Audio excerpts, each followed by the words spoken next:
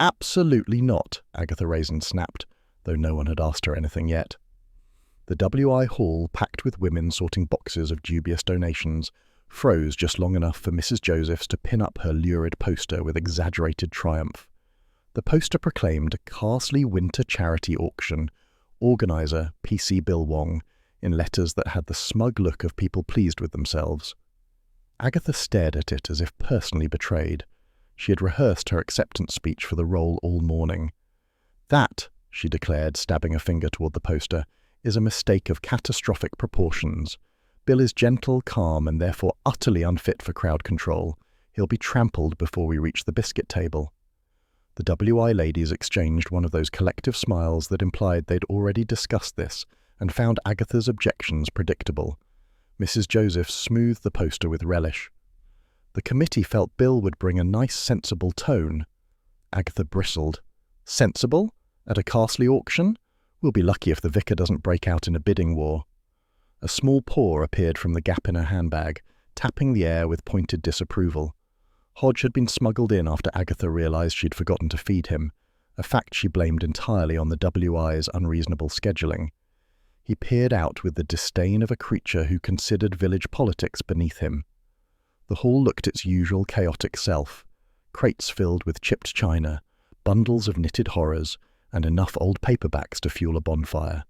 The women bustled in determined knots, arguing over starting bids and whether Mrs. Hardy's sponge cake should be listed as artisan. The atmosphere had all the cosy fuss of pre-winter preparations without any of the serenity. Doris Simpson emerged from behind a stack of VHS tapes. "Well, Bill did cycle through yesterday," she said cheerfully. "Looked a bit rushed, mind you." Mrs. Bloxby, who had been folding tablecloths with serene efficiency, looked up. "Oh, I haven't seen him since Tuesday. He seemed rather preoccupied then." Agatha's irritation sharpened. "Preoccupied? With what? He never mentioned anything to me." She tried to sound casual, but the edge betrayed her. Mrs. Bloxby hesitated. He had a small slip of paper, and he kept staring at it as if it was something he wasn't meant to see. Agatha's head lifted. Did he now? She reached into her handbag to stroke Hodge for effect, but Hodge batted her finger away. Even her own cat refused comfort when she needed it. A sudden flourish of perfume and silk scarf swept into the hall. Roy Silver, electric as usual, burst through the door. "Darlings, has anyone heard? Bill has been whisked away by a glamorous mystery woman, or possibly a scandalous one, or maybe both." Agatha groaned. "Roy, for heaven's sake." But the WI ladies perked up immediately. Gossip, even unreliable, outranked table setting. Roy plopped into a folding chair, crossing his legs with theatrical flair. "I heard in Evesham. A woman in a red coat. Or was it blue? Well, a coat at any rate. Bill and she were talking very intensely." "That means nothing," Agatha snapped. "Bill talks intensely when giving directions to the lavatory." Mrs. Josephs tutted. "No need to be snide, Agatha. Bill is perfectly capable of organising the auction." "Is he?" Agatha whipped out her mobile. No, not mobile, she reminded herself impatiently. Landline habits were still a force of nature. She marched to the hall telephone instead and dialed Bill's number. The phone rang and rang and rang. No answer. She hung up with more force than necessary. She looked around, trying to appear unconcerned. "He's probably off interviewing someone, or pretending to work to avoid you lot." Mrs. Bloxby gave her a gentle, probing look that made Agatha feel exposed. "Perhaps he's simply busy," she said kindly, "though it isn't like Bill to ignore calls." "No, it isn't," Agatha admitted, more sharply than intended. She covered it by barking, "Roy!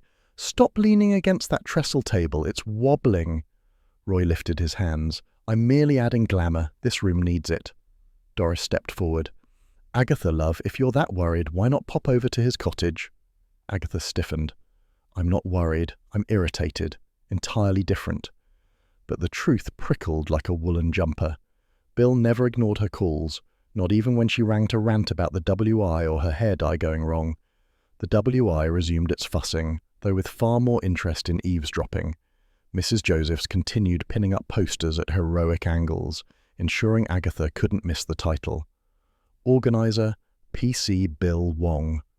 The humiliation stung afresh. She tried calling Bill again. Still nothing.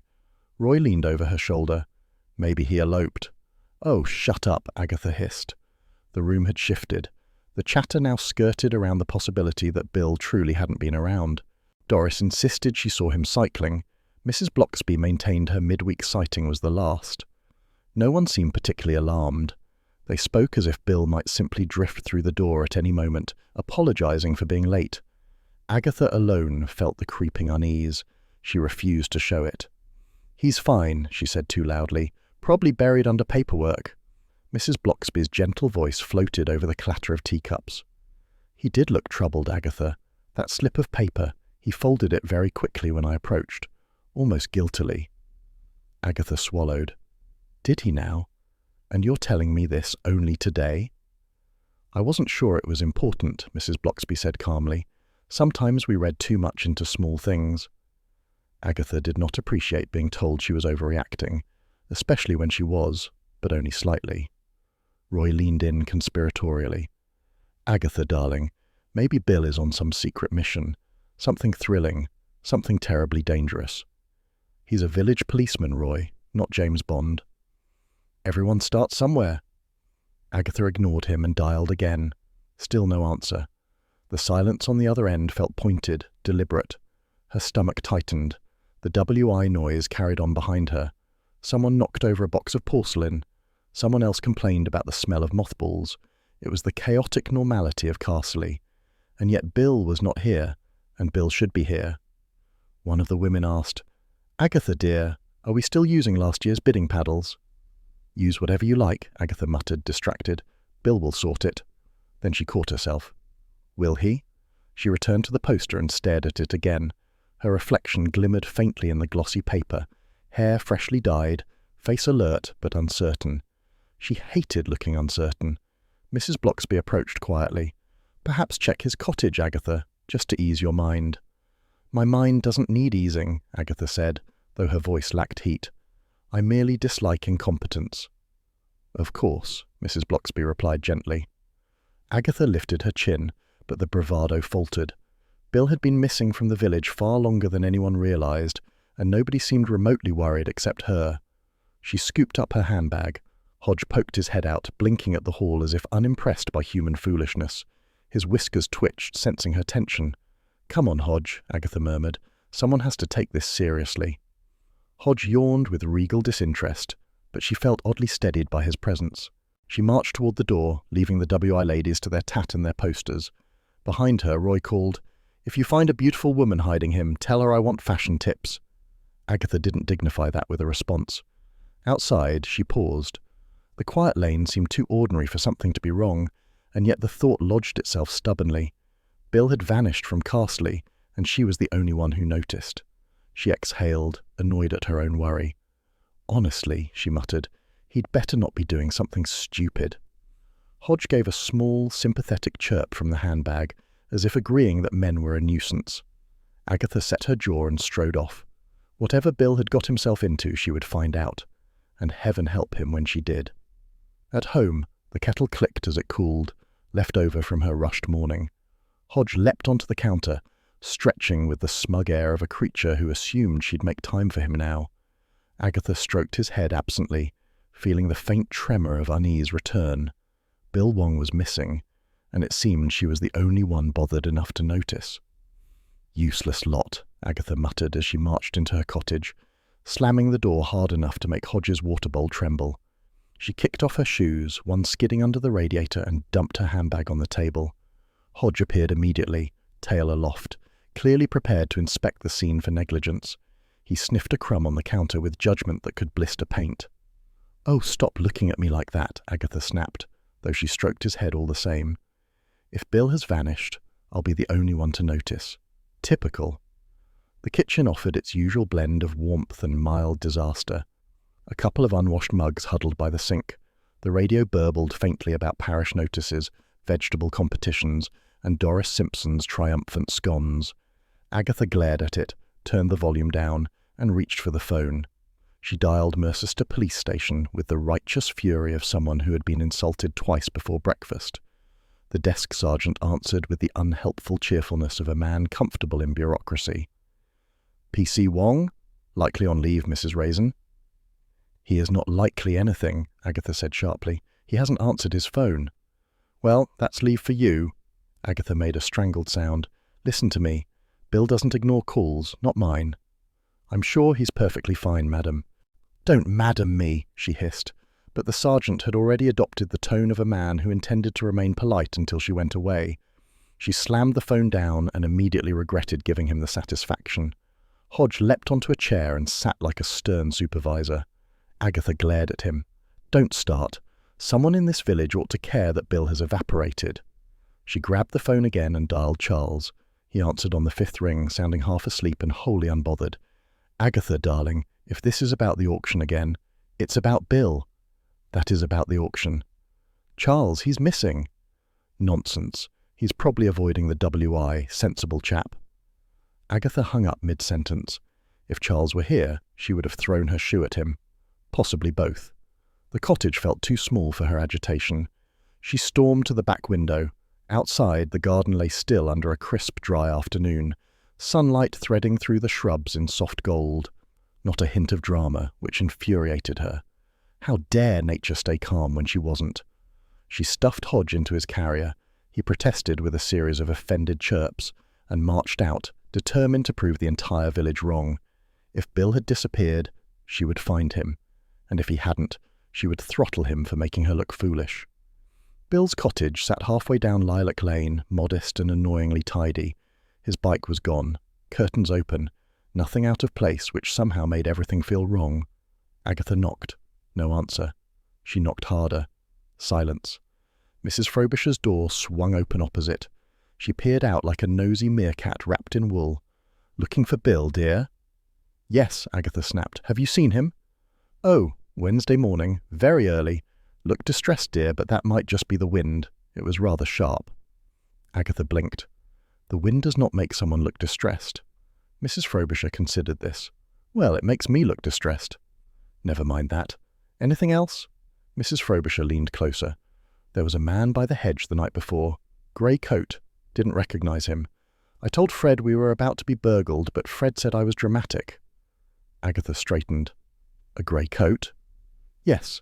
Stood there a good 10 minutes, then wandered off like he'd forgotten something. She paused thoughtfully. Or stolen it. Agatha didn't appreciate the fiction, but she appreciated the detail. She thanked Mrs. Frobisher in a tone that made the woman retreat quickly indoors. Turning back to Bill's door, she crouched and inspected the doormat. It was faint, but the marks were there. Dark, oily scuffs unlike Bill's usual clean soles. She touched one with a gloved fingertip, frowning. An unfamiliar shoe tread. A detail that prickled. Inside the window, she could just make out a neat little stack of library books near the hallway table. Their titles were half visible. Techniques in missing persons investigations, patterns of disappearance, search protocols for small communities. Her heart thumped unpleasantly. Was Bill researching vanishings because he planned to, or because someone else had? She leaned closer. The due date slips peeked out. Overdue, of course. Trust Bill to commit a library crime before a real one. Idiot, she muttered. Why didn't you tell me what you were doing? The jealousy surprised her, though she hid it quickly. Bill had always told her everything, or nearly everything. Had he found a new confidant, a prettier one, a younger one? Some woman in Mercester with glossy hair and sensible shoes? Oh, stop it, she told herself sharply. You sound deranged. Still, the thought clung like burrs on wool. If Bill had been troubled, why hadn't he come to her? She paced outside the cottage, agitation rising. Hodge watched from the carrier like a judge observing a guilty defendant. Fine, Agatha snapped. You're right. We're going inside. She circled the cottage, testing windows, all locked. Bill was irritatingly responsible. She returned to the front, hands on hips. Bill Wong, she muttered.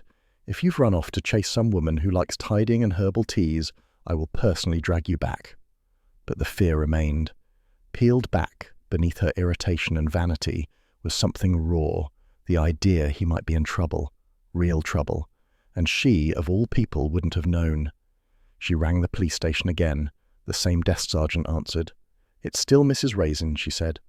Has Bill reported in? No, madam. Has anyone seen him? No, madam. Does this not strike you as worrying? Absolutely not, madam. Agatha slammed the phone down so hard the bell rattled. She marched to the end of the lane, scanning the hedges. Grey coat. Who wore grey coats? Everyone in winter. Useless thought. Unless the man had returned. Unless he'd come for Bill again. Unless... No, she said aloud. No kidnapping nonsense. This is Carsely, not a crime novel. But the oily marks, the missing bike, the curtained window, they overlapped like pieces of a jigsaw she didn't want. She walked back to Bill's door and pressed her palm against the wood. Cool. Still. Hodge meowed from inside the carrier, demanding action or food or both. You're right, she said. Standing here accomplishes nothing. She took one more look at the cottage, then turned sharply and strode home. Her mind refused to quiet. Bill leaving early, looking distressed, a grey-coated stranger lurking, that slip of paper he'd stared at, Bill ignoring her calls. It layered into a pattern she didn't like. Inside her cottage again, she set Hodge free. He strutted to his bowl, tail flicking pointedly.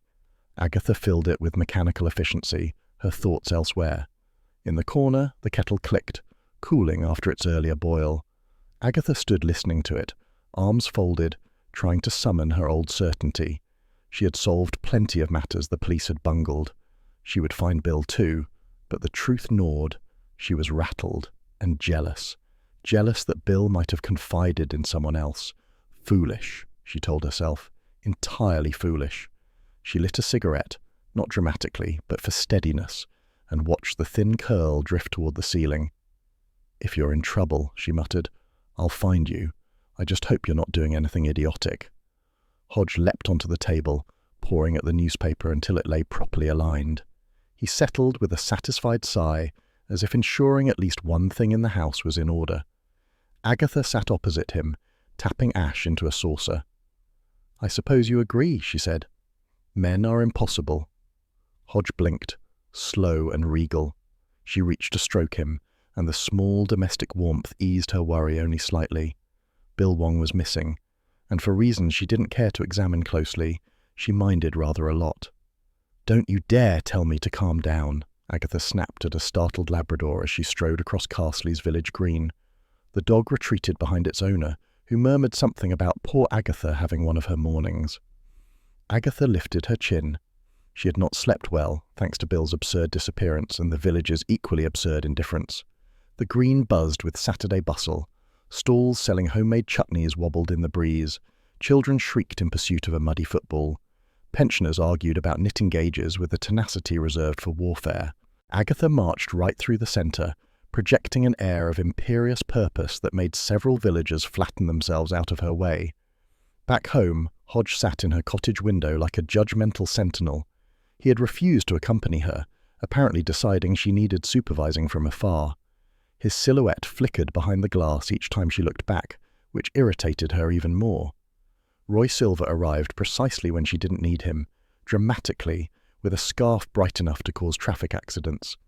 "Darling," he cried, sweeping forward, "you look ghastly. Is it the auction? Is it your hair? Oh, do tell me it's your hair." "It's Bill," Agatha said tersely. Roy clasped his chest. "He's dead? Abducted? Secretly married?" "No," Agatha snapped. "Missing. And keep your voice down. People should really schedule their crises. I'm barely caffeinated." Agatha ignored him and marched to where Gladys Higgins manned a stall of knitted oddities. Gladys always knew everything. She had the air of a woman whose pleasant smile hid a thriving espionage career. "Gladys," Agatha began, "have you seen Bill Wong recently?" Gladys pursed her lips. "Not since Wednesday, dear. Looked rather hurried." "You noticed that too," Agatha said too eagerly. Gladys brightened at being right. "Oh, yes. And there was that man." Agatha leaned in. "What man?" "The one in the grey coat, by the bus stop, tallish, peculiar stance, like someone trying not to look suspicious, which of course made him suspicious."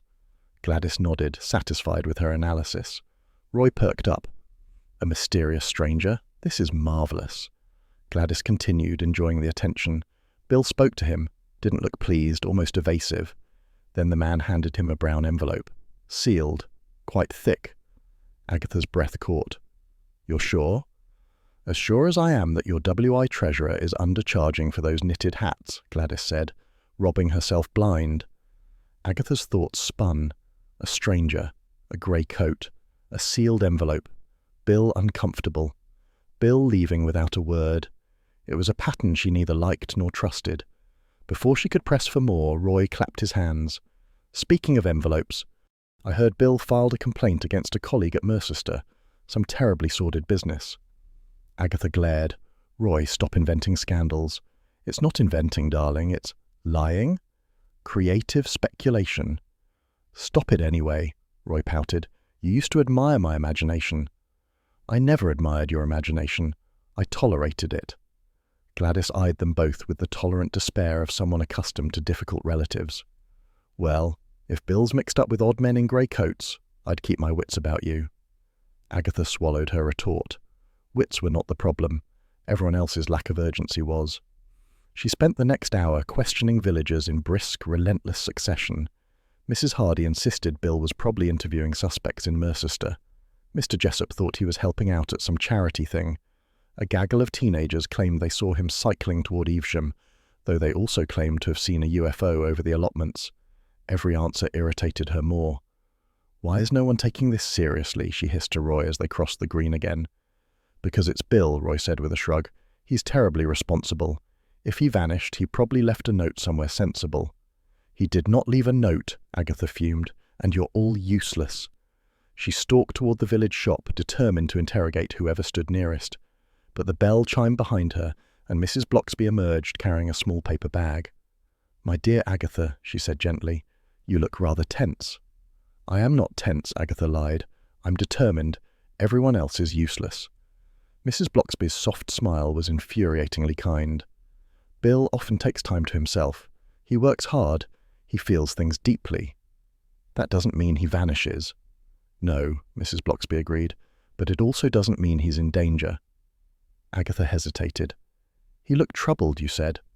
Yes, Mrs. Bloxby said, but not afraid. Thoughtful. Perhaps he was sorting something out privately. Well, he should have told me, Agatha muttered, angrier at her own hurt than at Bill's secrecy. Mrs. Bloxby rested a gentle hand on her arm.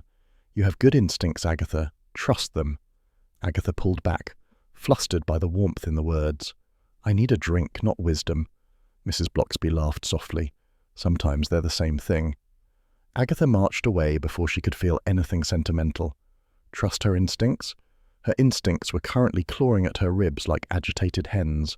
By late afternoon, she had exhausted the villagers and herself. She stomped down the lane toward home, boots thudding with the force of her irritation. Bill was missing, clearly missing, and yet the village treated it like he'd nipped off to buy milk. She passed the vicarage, its garden neat and annoyingly serene. Mrs. Bloxby had already disappeared indoors, probably praying for Agatha's temper. Agatha kicked a pebble down the path. Trust my instincts, she muttered. My instincts say something is wrong and everyone else is hopeless. She turned the final corner toward her cottage and stopped abruptly. At the far end of the lane, half shrouded by the bend, stood a man in a grey coat. He wasn't moving. He wasn't walking. He was simply watching her. Agatha's breath hitched. Her hands curled into fists. She squinted, but distance blurred the details. Tall, still, coat buttoned, face in shadow. Roy's voice from earlier echoed in her ear. A mysterious stranger? Marvellous. This was not marvellous. Agatha took one decisive step forward. The man did not move. Another step. Still no movement. Then, abruptly, he turned and slipped behind the hedge, vanishing as neatly as if the lane had swallowed him. Agatha stood in the quiet lane, heartbeat thudding with equal parts alarm and fury. Someone was watching her, someone connected to Bill, someone who did not want to be seen. Well, she muttered, pulse quickening, that settles it. She strode to her gate with renewed determination. She would find Bill, and whoever that grey-coated man was, he would soon discover that annoying Agatha Raisin was a very unwise idea. Inside the cottage, Hodge leapt from the windowsill, stretching luxuriously as if he had done all the important work by staying put. Agatha stroked his warm fur, her thoughts sharp and unsettled. Bill was missing, a stranger was watching her, and Carsely was far too calm. Hodge purred, unimpressed by the drama. Agatha sighed. At least someone in this house isn't useless. The kettle clicked as it cooled, giving a small domestic sigh, one that made her shoulders drop just a fraction. But only a fraction. Agatha flung open her front door with the force of a woman preparing for battle.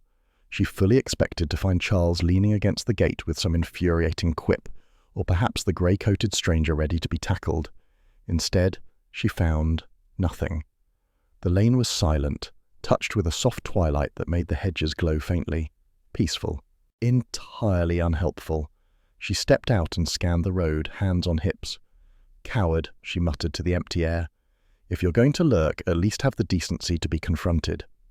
Behind her, Hodge sat on the stairs with the regal patience of a magistrate waiting to hear her excuses.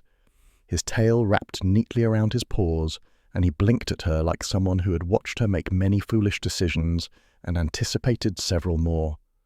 "Oh, don't start," Agatha told him, locking the door. "I need information and you're too lazy to fetch it." Hodge flicked an ear to show precisely what he thought of that remark. Agatha strode toward the vicarage, determined to consult the one person in Carsely who made sense even when Agatha didn't, Mrs. Bloxby. The vicarage glowed with gentle lamplight, promising kindness and tea, neither of which Agatha admitted she needed, but both of which she wanted. Mrs. Bloxby opened the door before Agatha knocked, as though expecting the disturbance. "My dear, come in. You look unsettled." "I am not unsettled," Agatha snapped, brushing past her. "I am investigating." "That's usually the same thing," Mrs. Bloxby said kindly. "Would you like some tea?" "Yes," Agatha said in the tone of someone granting permission for medical treatment. The vicarage living room radiated domestic warmth, a small fire humming in the grate, books stacked neatly, a faint smell of lavender, and something freshly baked. Agatha sat stiffly on the sofa, trying not to feel comforted. Mrs. Bloxby handed her a cup. "Now tell me what's troubling you." "Bill," Agatha said. "Obviously. He's missing. Everyone else is incompetent, and someone is watching me." Mrs. Bloxby didn't react with the alarm Agatha felt she deserved. Instead, her brows lifted slightly. "Someone watched you?" "A man in a grey coat, standing in the lane, looking at me in that sinister way men do when they're planning something." Mrs. Bloxby smiled gently. "Some men look sinister when they're planning what to have for supper." Agatha scowled. This one was planning something far worse. I don't know what, but Bill's mixed up in it. Mrs. Bloxby sipped her tea. "Bill came to see me earlier this week, you know." Agatha's eyes narrowed. "He did? Why didn't you say so immediately?" "You were rather fiery earlier," Mrs. Bloxby observed delicately. "I thought it best to wait until you had tea." Agatha huffed. "Fine, tell me." "He asked if I recognized a man he described only as someone who knows too much." He sounded uneasy, not frightened, just weighed down. Agatha leaned forward. "Knows too much about what?" "About a family dispute, I gathered. Bill asked if the parish records held anything about the Peekom estate." Agatha blinked. "The Peekoms?" "Yes. Harold Peekom died earlier this year. Lived in Evesham. Quite wealthy, from what I understand." "Bill never mentioned him to me." Mrs. Bloxby tilted her head. "Bill doesn't tell you everything, Agatha." "He should," Agatha said, too sharply. "I'm helpful." "You're formidable," Mrs. Bloxby agreed mildly. "Not everyone knows how to approach formidable people." Agatha ignored that. "What dispute?" "I believe it involved Harold's will. Bill was asking about parish references to the land boundaries and old transfers. Something about a beneficiary who contested the original terms." She paused. "And Harold's nephew seemed quite furious about something. Rupert, I believe." Agatha seized the name like a weapon. "Rupert Peekom?" "Yes. He visited the vicarage once. Difficult man. Very loud. He accused Bill of interfering quite unfairly." "A perfect suspect." Agatha stood. "I'm going to Evesham." "Perhaps take Charles," Mrs. Bloxby suggested gently. "No," Agatha said. "I need competence." Mrs. Bloxby smiled. "Sometimes Charles surprises you." Agatha pretended not to hear. She finished her tea with military determination and left the vicarage before sentiment could creep in. Evesham seemed too calm for Agatha's rising irritation. She parked noisily in a narrow street of tidy townhouses and marched to Rupert Peekom's door. She rang the bell 3 times before he finally opened it, looking both irritated and pompous, a combination Agatha deeply distrusted. "Yes?" he demanded, as though she were selling encyclopedias. "I'm Agatha Raisin," she said briskly. "I'm looking for Bill Wong." Rupert snorted. "That interfering policeman, what's he done now?" Agatha bristled. "He's missing." "Missing? Nonsense, men like him don't go missing." "Then where is he?" Rupert folded his arms. "No idea. But if you're implying I had anything to do with it, ridiculous." "I didn't imply," Agatha said. "I asked." Rupert rolled his eyes. "Bill accused me of fraud, you know. Me. As if I'd bothered defrauding my own uncle. The man barely left us anything." "So you had motive," Agatha said sweetly. Rupert flushed. "I had annoyance. That's very different." "Is it?" Agatha pressed. Rupert's indignation deepened. "Bill was poking around the estate accounts. He claimed irregularities. I told him he was seeing ghosts. If anything, Harold was just careless." "Careless?" Agatha repeated, filing it away. "Absolutely," Rupert said. "Lost receipts, vague records, odd payments. Nothing criminal, just chaos." Agatha's instincts prickled. "Did Bill mention a man in a grey coat?" Rupert frowned. "Grey coat? No, though half of Evesham wears grey in winter. It's hardly sinister." "It becomes sinister when they lurk in hedgerows," Agatha said. Rupert opened his mouth, closed it, then opened it again, deciding indignation was insufficient. "Look, Mrs. Raisin, Bill came around earlier in the week asking questions. Dangerous questions." Agatha froze. "Dangerous?" Rupert waved a dismissive hand. "About the Peekom money. Questions that got someone else in trouble before." "Who?" Rupert hesitated. "I shouldn't say." "You should," Agatha insisted, stepping closer, "because Bill is missing, and every person who shrugs at that will regret it." Rupert swallowed. "There was a previous disagreement. A financial advisor of Harold's, Linton, I think, got into terrible bother over misplaced funds. Some of us felt Bill was stirring old mud." Agatha's heart quickened. "And did Linton resent that?" Rupert hesitated again. Then, carelessly, irritably, he muttered, "Resent it?" The man nearly exploded. Told Bill to stop digging before he got someone into trouble again. Agatha's mind sparked. "Again?" Rupert seemed to realize he'd said too much. "Look, I can't discuss private family matters." "You just did," Agatha said briskly. "Thank you." She left him sputtering. Outside, dusk had fallen into a clear night, lamplight steady along the street. Agatha stood under the glow, heart thrumming with the thrill of discovery and dread. Harold Peekom, a disputed estate, a disgruntled nephew, a furious advisor, a grey-coated man delivering brown envelopes, Bill asking dangerous questions about lost money. It was a pattern, a troubling one. She drove back to Carsely with a determination sharper than before. Bill hadn't just wandered off. He'd been onto something, and someone hadn't liked it. She parked by her cottage, breathing in the cool night air to steady herself. As she reached her door, Hodge appeared in the window, stretching luxuriously, as if unimpressed by how long she'd taken. Agatha unlocked the door, stepped inside, and stroked his warm fur. "Well," she murmured, "if Bill's mixed up in something dangerous, I suppose I am too." Hodge purred, entirely unimpressed. The kettle ticked quietly, its soft sigh filling the cottage like a reminder that even mysteries paused for tea. And Agatha, for the first time that day, allowed herself a small, steadying breath. Agatha Raisin pushed open the door of the Red Lion with the determination of a woman who intended to interrogate an entire pub if necessary. The warm bustle inside struck her immediately, low chatter, clinking glasses, the faint smell of chips and malt vinegar. Under any other circumstance, she might have appreciated it. Today, it felt like cheerful mockery. Roy Silver was already installed at the bar, leaning against it with theatrical ease, chatting to two locals who looked both dazzled and bewildered by him. His scarf, lurid, shimmering, deeply impractical, glowed under the pub lights like an exotic bird perched in the wrong habitat. Roy caught sight of Agatha and waved dramatically. "Darling, over here. You look frazzled. Sit, breathe. Pretend you're not terrifying the regulars." "I am not terrifying anyone," Agatha snapped, though several regulars had in fact taken a cautious half-step back. "Where's Charles?" "Floating in like a lazy saint any moment," Roy said, sipping something pink and alarming. Right on cue, Charles Fraith entered with his usual unbothered charm, flicking a speck of imaginary lint from his jacket. "Agatha," he drawled, "you sounded urgent, or irate. It's the same tone with you." Bill used to answer his phone, Agatha said without greeting. He no longer is. Therefore, something is wrong. Charles raised an eyebrow. Or he's avoiding the WI debacle. Charles, shut up.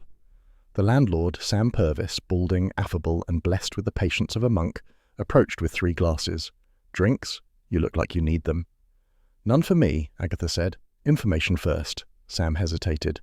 Right. Well, funny thing that. Agatha's heart jolted. Funny how? Sam bent slightly closer, lowering his voice the way villagers did when their words held dangerous potential. Found something. Belongs to Bill, I reckon. He reached under the bar and produced a small navy blue notebook. Agatha recognized the neat police-issued sort immediately. Her stomach tightened. Where did you find that? She demanded. Under his usual corner table, wedged between the leg and the wall. Thought he'd left it by accident, but, well, it looked placed. Agatha snatched it open with trembling impatience. Bill's handwriting marched neatly across the first few pages. Tidy, careful notes. But midway through, the notebook changed. Entire pages had been removed, torn out cleanly at the spine. What the devil? She whispered. Roy leaned over her shoulder, eager. Is it a love confession? Did Bill run away with a mysterious widow? I've always suspected he had depths. Roy, shut up, Agatha growled. Roy continued, undeterred. The missing pages? Obviously romantic letters. Or perhaps secret poetry. Oh, the drama. Agatha slammed the notebook shut. There will be no romantic fantasies. This is evidence. Charles took the notebook from her before she snapped it in half. He examined the torn edges thoughtfully. These pages weren't ripped in a hurry. Someone used a blade. Neat, precise. They knew what they wanted. Agatha bristled with equal parts fear and triumph. So someone didn't want us seeing what Bill wrote. Or Bill didn't want anyone else seeing it, Charles countered mildly. Before Agatha could retort, Sam cleared his throat. There's more. On the back stub of one of the torn pages. Look there. Agatha flipped it open again, fingers tight. On the tiny remaining stub, Bill had written, clearly, Peekom, property transfer anomalies. A second scribble ran beneath it. Old deeds? Check boundaries? Agatha felt a rush of vindication. Peekom again. Rupert lied. Bill was investigating something. Charles peered closer. And look there, a doodle. Agatha frowned at the small, scribbled outline. A long coat, almost triangular. A person wearing it. And beneath it, a brief note in Bill's hand. Grey coat man. Agatha's pulse sharpened. That's the same man who watched me. The same man Gladys Higgins saw. Roy gasped dramatically. The plot thickens. Darling, we're practically in a BBC drama. Agatha resisted the urge to throw her glass at him. They took a table in the corner, notebook spread wide, each examining it with different flavours of intensity. Charles, cool and thoughtful. Roy, delighted and useless. Agatha, vibrating with concern she refused to name. Bill had written several short entries, fragmentary thoughts about the Peekom estate. Unsigned transfers? Question Doris Frobisher. Sightings? Check Evesham land registry hours. Someone lying. Agatha swallowed. He knew something dangerous. Charles nodded. Something worth removing pages over. Roy flapped a hand. Or something romantic and embarrassing. Agatha rounded on him. Stop with the romance. Roy folded his arms. Fine, but if Bill shows up with a breathtaking widow, I'll say I told you so. Agatha felt something sharp twist in her stomach. The thought of Bill having confided in some stranger, especially a woman, sent a thin spear of jealousy straight through her composure. Not that she would ever admit it. Charles closed the notebook. The missing pages are intentional. Someone reading these notes would have wanted whatever those pages contained. Agatha nodded grimly. Which means the missing pages hold the reason Bill vanished. Sam lingered by the table, wiping his hands on a bar towel. There's something else, he said quietly. Something I nearly forgot. Agatha braced herself. Yes? Bill was here Wednesday, late afternoon, looked distracted, almost nervous. Agatha leaned forward. What did he say? He asked me if anyone had overheard his conversation with that man in grey. Agatha's breath caught. He said that? Indeed. He seemed troubled. Told me to forget he'd mentioned it. Charles frowned. When did he leave? Right after getting a phone call, Sam said. Didn't finish his drink, just grabbed his coat and left quickly. Agatha's heart pounded. Who called him? Didn't say. Did you hear anything? Agatha pressed. Any tone, any reaction? Sam scratched his head. He looked startled, then determined, like he'd made up his mind about something. Agatha felt a wave of dread. And after he left? Sam shook his head. Didn't see him again. The weight of it pressed heavily on the table. Bill had come here. Bill had met someone. Bill had been troubled. And Bill had left after receiving a call, never to return. Charles set down the notebook. Well, we now know the timeline. Bill meets a man in grey, receives an envelope, writes notes, removes pages, or someone else does, comes here, gets a phone call, leaves, disappears. Roy sipped his drink with relish. Oh, darling, it's deliciously dramatic. This is not dramatic, Agatha snapped. This is serious. Roy raised an eyebrow. It's also dramatic. You can be both. Agatha ignored him, staring at the notebook. Bill's careful handwriting suddenly felt intimate, painfully so, as if she'd trespassed into his thoughts. Why hadn't he told her?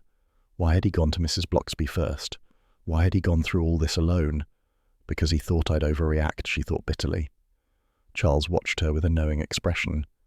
Agatha, jealousy is unbecoming. I'm not jealous, she barked, loud enough to make two pensioners look up. Charles smirked. Of course not, Agatha glowered. I simply don't like being excluded. Roy patted her hand. We know, darling. Agatha jerked her hand away. The notebook lay between them, its missing pages like a wound. Bill had been investigating something dangerous, something tied to the Peekom estate, land boundaries, money, lies, and someone in a grey coat had been part of it. Agatha closed the notebook gently, almost reverently. We're finding him, she said, before that grey-coated bastard does anything worse. Charles nodded, surprisingly earnest. I'm with you. Roy brightened. And I'm here for emotional support and style commentary. Agatha rolled her eyes. Useless. But she sounded almost fond. Sam cleared his throat again. One last thing, he said. Bill told me, quietly, if anyone asks, tell them I wasn't here long. Agatha stiffened. Why would he say that? Sam shrugged helplessly. He looked worried, like someone was watching him. Agatha exhaled shakily, fingers tightening around the notebook. The grey-coated man wasn't just watching Bill, he was watching her now too. Hodge's absence prickled painfully at her mind. She wished he were here, warm, reliable, unimpressed by the world. She pictured him curled on her armchair, waiting. Well, Agatha said, rising with fresh determination, we have work to do. Charles stood as well. Where to first? Everywhere Bill went, she said. Everything he touched, every person he annoyed. That's a long list, Roy noted. Agatha ignored him, tucking the notebook under her arm like a shield. Outside, as she stepped into the cool night, she imagined Hodge stretching luxuriously at home, tail flicking with haughty confidence. Don't worry, she murmured to an audience of none. I'm not letting Bill disappear on my watch. The pub door swung shut behind her with a soft thud, leaving the quiet lane ahead, darker, deeper, full of unwelcome possibilities. But Agatha walked forward anyway. She had Bill's notebook, she had a trail, and no one, least of all some man in a grey coat, was going to stop her. Agatha planted her hands on her hips. If you drive any slower, Charles, we'll arrive sometime next month. Charles, infuriatingly calm behind the wheel of his battered convertible, did not speed up. Patience, darling. Morton in Marsh won't run away.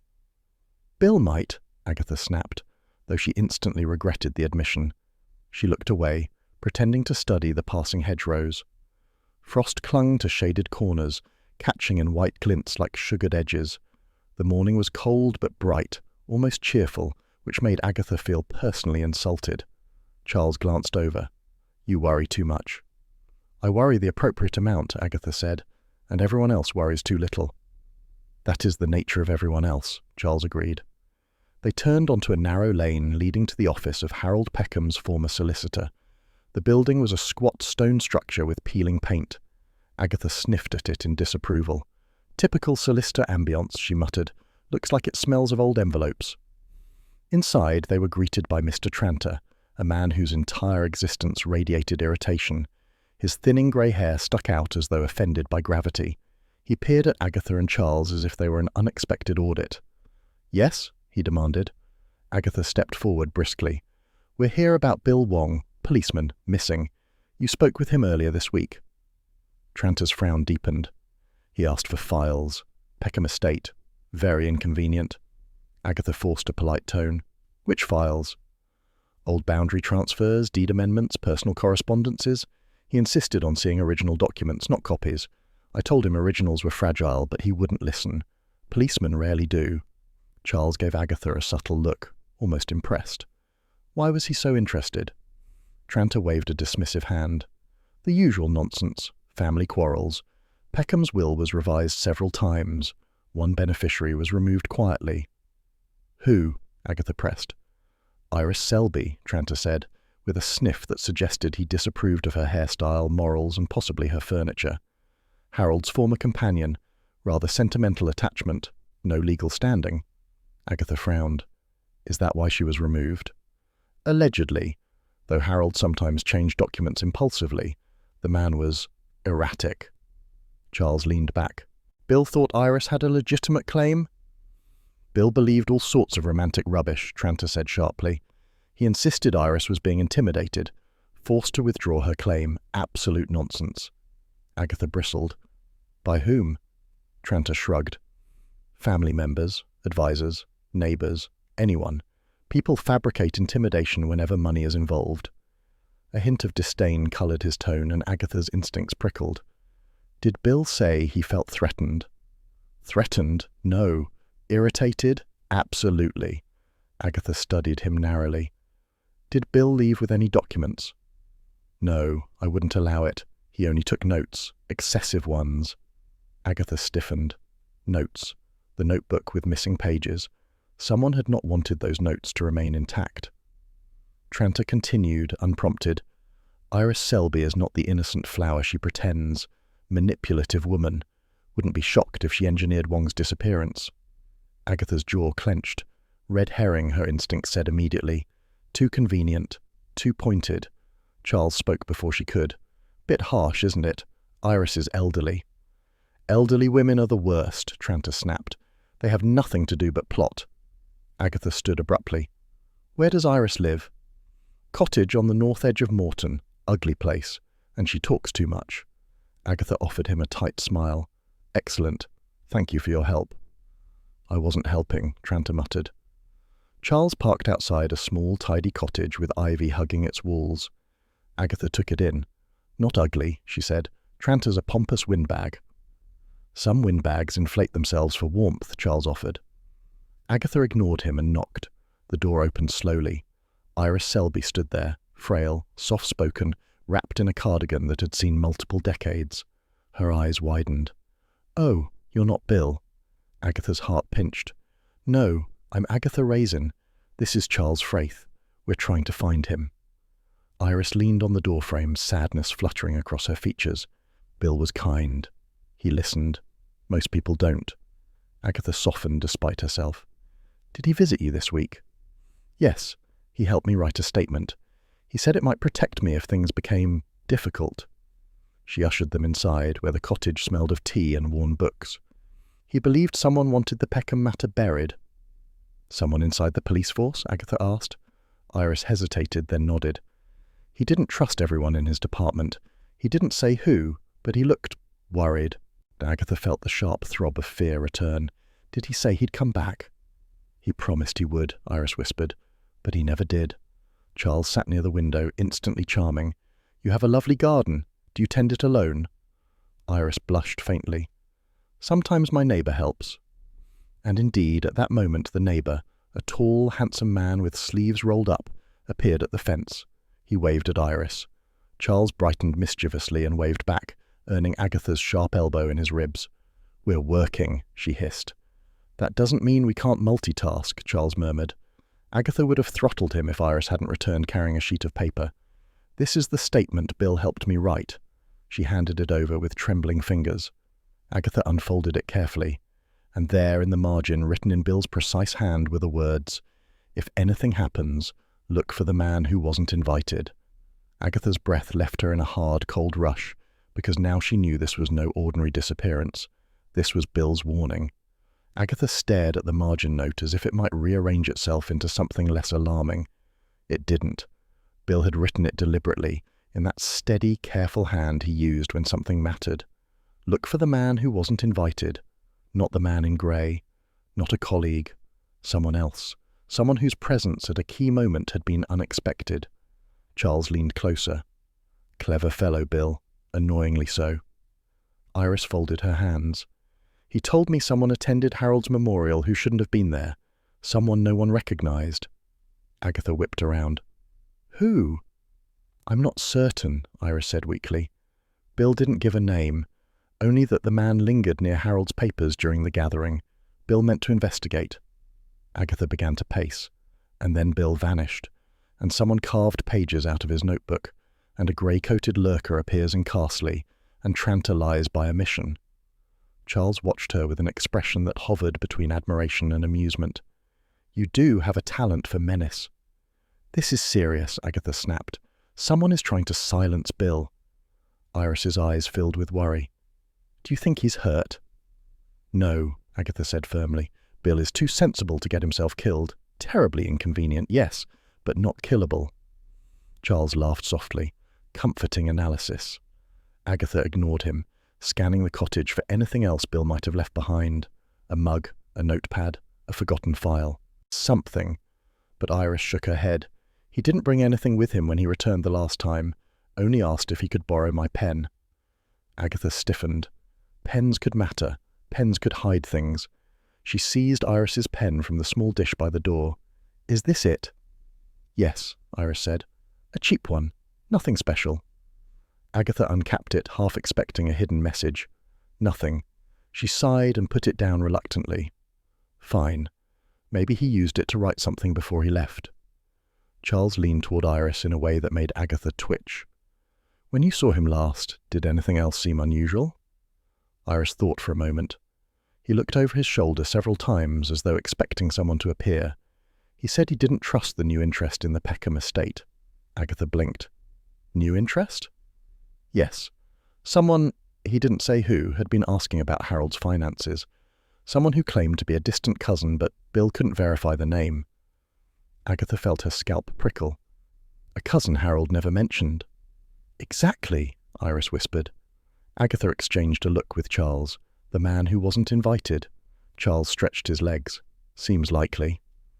At that moment, Iris's neighbour approached the doorway with a tray of biscuits. He smiled warmly. Thought you might want something sweet. Investigations need sugar, don't they? Charles practically lit up. Agatha's eyes narrowed. We're working, she told the neighbour before Charles could charm him into offering his phone number. The neighbour blinked. Right. Well, Iris, shout if you need help. He left, and Charles sighed wistfully. I'd forgotten how pleasant Morton can be. Agatha turned on him. Focus. I am focused, Charles said, just not exclusively. Agatha glared at him until he adopted a suitably chastened expression. She folded the statement again, protecting the note with her palm.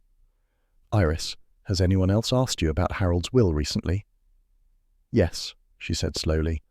A man called Linton. Tall, grey coat. He came asking if Harold ever discussed debts. He was quite insistent. Agatha felt ice sluice down her spine. Grey coat, Iris nodded. Bill didn't trust him. He said Linton had been involved in Harold's financial chaos years ago. Red herring or genuine threat? Agatha couldn't tell yet. She thanked Iris, promised to stay in touch, and marched outside with Charles trailing behind. Right, Agatha declared, planting her feet firmly. We're going to find Linton. And we're going to find out why Harold Peekom's estate has produced more trouble than a WI jam judging scandal. Charles tilted his head. Mercester first? Yes, and if anyone tries to stop me, I'll run them over. With my car? Charles asked dryly. With whatever is closest, Agatha said. Charles chuckled. Very well, but before we go, I must say, your jealousy about Bill is rather adorable. Agatha nearly tripped. I am not jealous. Of course not. You're merely furious that Bill confided in Mrs. Bloxby, Iris Selby, and possibly half of Evesham before speaking to you. Agatha's cheeks heated. He should have told me. Why? So you could shout at him? Yes, Agatha snapped. At least he'd know I cared. Charles sobered a fraction, watching her climb into the car. He knows. The sincerity unsettled her. She looked away quickly. Well, he'd better still be alive to appreciate it. They drove back toward the main road, the cold afternoon sunlight flashing against the windscreen. Agatha held the folded statement tightly, Bill's margin note burning in her mind. Look for the man who wasn't invited. Whoever that man was, he had interfered at the memorial. He had lingered near Harold's papers. He had resurfaced in Iris's life. And he had now crossed paths with Bill and with Agatha. They reached Carsely near dusk. The village lay in gentle stillness, lamps beginning to glow behind cottage windows. Agatha felt the fatigue of the day settling into her bones, but determination pushed against it like a fresh spark. Inside her cottage, Hodge stretched luxuriantly on the armchair, unimpressed by her dramatic return. He blinked once, as if awarding her a single point for effort. Agatha stroked his warm fur, letting the familiar comfort steady her. "Well, Hodge," she murmured, "there's a man out there causing trouble, and we're going to find him." Hodge yawned, utterly unconcerned with mortal affairs. The kettle clicked behind her, releasing a soft sigh.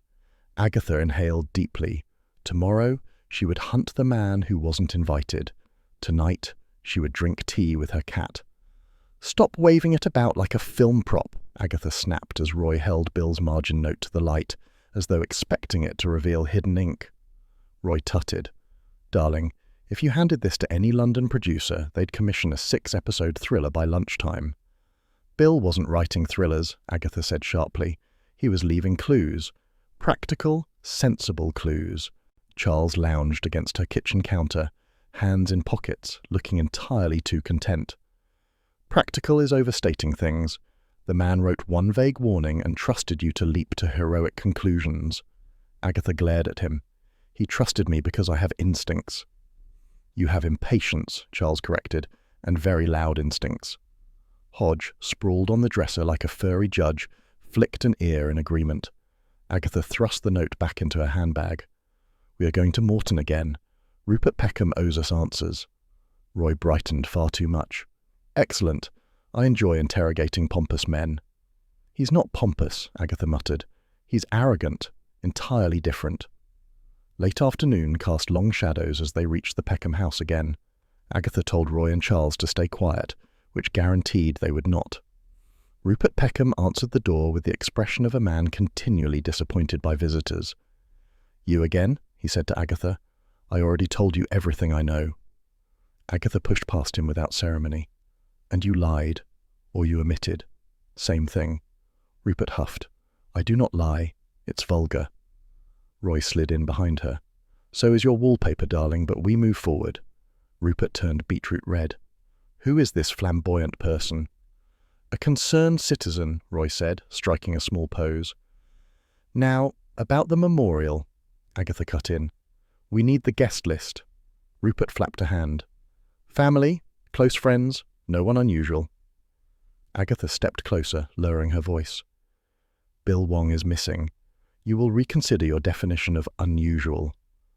Rupert blinked, startled, then rubbed the bridge of his nose.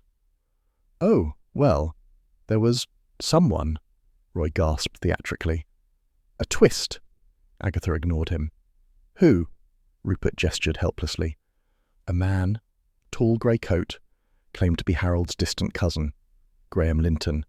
Said Harold wanted him notified." Agatha narrowed her eyes. "And that didn't strike you as odd?" "It is vulgar to eject mourners," Rupert repeated stiffly. He looked harmless. "Men in grey coats rarely are," Agatha snapped. "Was he on any formal list?" "No," Rupert admitted. "But Harold's family tree is absurdly tangled. One hesitates to challenge unexpected branches." Roy clapped a hand to his chest. "So poetic." Agatha pressed harder. "Did this Linton speak to anyone?" He hovered near the table where Harold's papers were displayed. The guest book, the condolence cards. He didn't mingle, just lingered. Charles's voice sharpened. "And Bill noticed?" Rupert nodded reluctantly. "Bill asked me later who the man was, but when I told him the name he went strangely quiet. Then he left." Agatha's pulse quickened. "Did Bill say he suspected him?" No, Bill was not reckless with accusations. Rupert hesitated. But he looked uncomfortable. Agatha's instincts flared. And you let that man leave without checking his connection? Rupert stiffened. I'm not a detective. Yes, Agatha said dryly. It shows. Roy inspected the mantelpiece, clearly bored. Darling, shall we depart? This house depresses me. Agatha turned back to Rupert. One last thing, did you see Linton again? Rupert swallowed. No, but someone mentioned he had been making inquiries about Iris Selby. Agatha bristled. Iris? Why? Rupert shrugged. He implied she had been promised something, that Harold regretted excluding her. I assumed he was some advocate acting on her behalf. Red herring, Agatha thought. Too convenient. Iris was too frail for conspiracies. Charles stepped toward the door. We understand. Thank you. Agatha barely muttered a goodbye before striding outside. The fading light cast a blue sheen over the drive. Roy sauntered after her. Well, Linton appears again.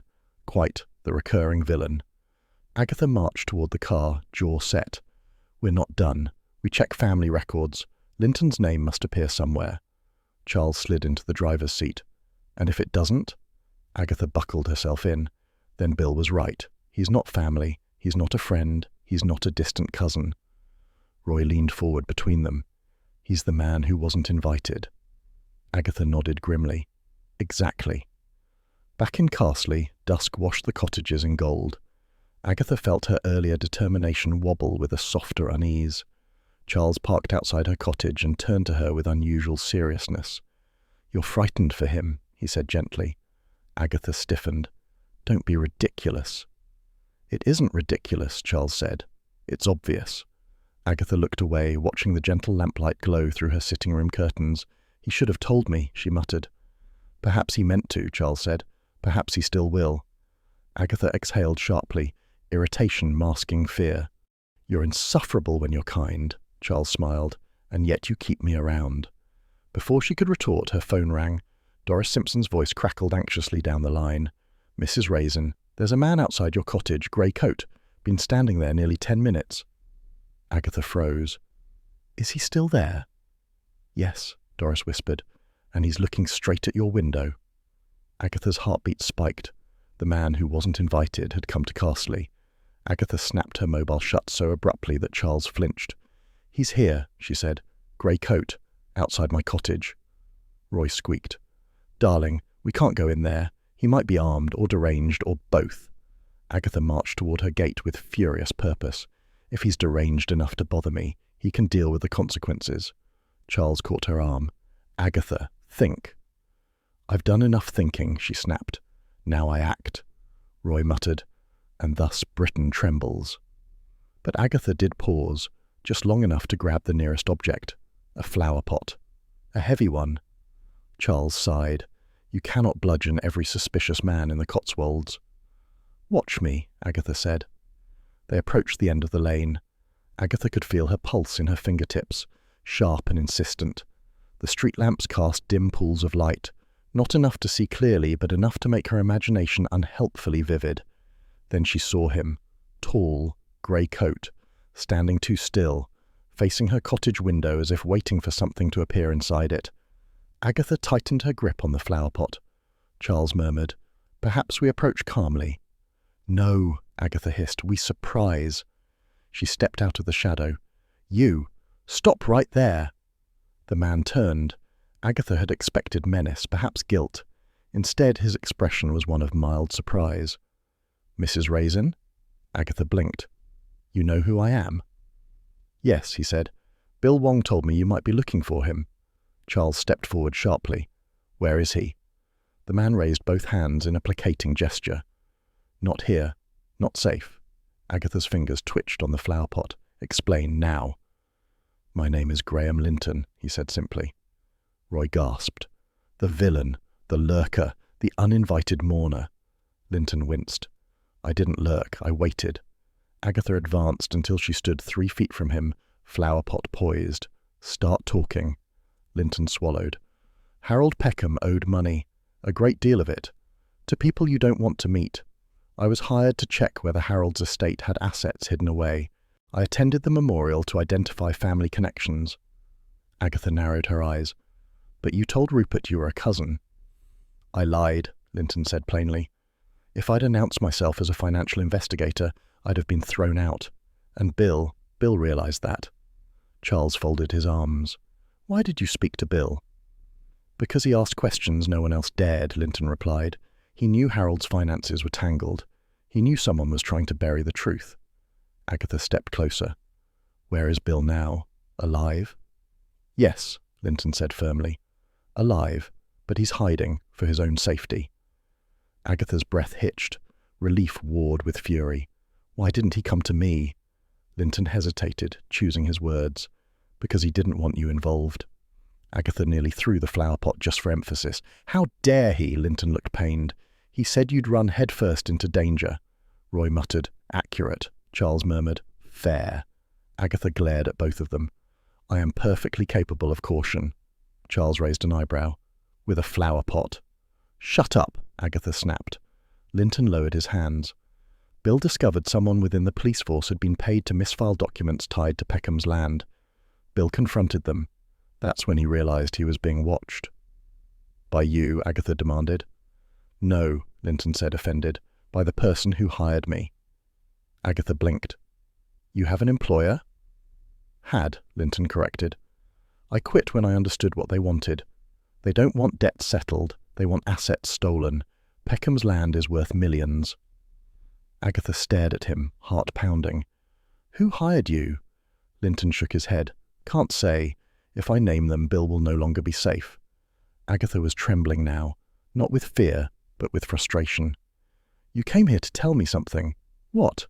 Linton reached into his pocket slowly, carefully so Charles didn't tackle him, and pulled out a folded slip of paper. He handed it to Agatha. He said you'd know what to do. Agatha unfolded it. Bill's handwriting stared back at her. Don't trust the records office. Don't trust the officer in charge. Follow the deeds, not the signatures. Agatha felt the world narrow to that one moment. Bill wasn't just missing. Bill was in the middle of something enormous, and he believed she could solve it. Linton stepped back. I shouldn't stay. If they see me here, you'll be in danger. Agatha's chin lifted defiantly. Let them try.